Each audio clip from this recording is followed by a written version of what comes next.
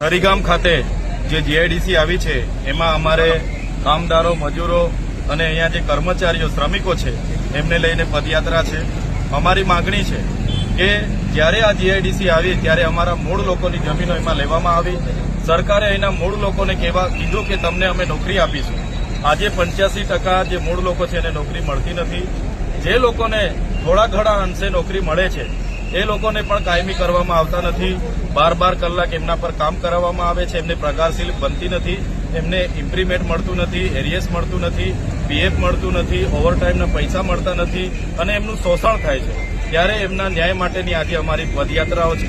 સાથે સાથે અમે સરકારને કહેવા માંગીએ છીએ, એક બાજુ સરકાર મિનિમમ વેજીસનો પરિપત્ર બહાર પાડે છે અને આ જીઆઈડીસીના કારખાના માલિકો, કંપની માલિકો સરકારનું પણ માનતી નથી.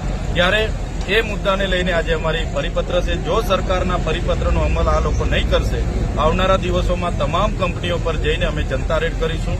સાથે સાથે અહીંની મહિલાઓના અમારા પર રજૂઆતો આવી છે.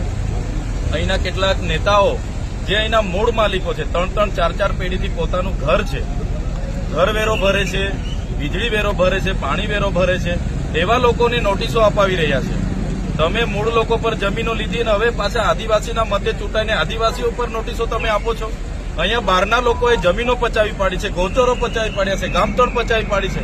એમને કેમ તમે નોટિસો નથી આપતા અને મૂળ લોકોને કેમ હેરાન કરો છો?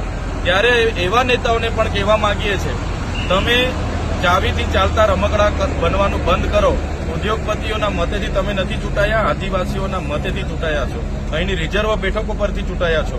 જો તમે અમારા લોકોના ઘરો તોડવાની વાત કરશો, બુલડોઝર ફેરવવાની વાત કરશો, અમારા લોકોને હેરાન કરવાની વાત કરશો, આજે તો અમે પદયાત્રા કરીને રેલી કરીએ છીએ, પણ એ દિવસોમાં અમે રેલો રહીને તમારા ઘરે આવીશું, બિસ્તરા પોટલા સાથે મહિના તમારા ઘરે રહેવું પડશે.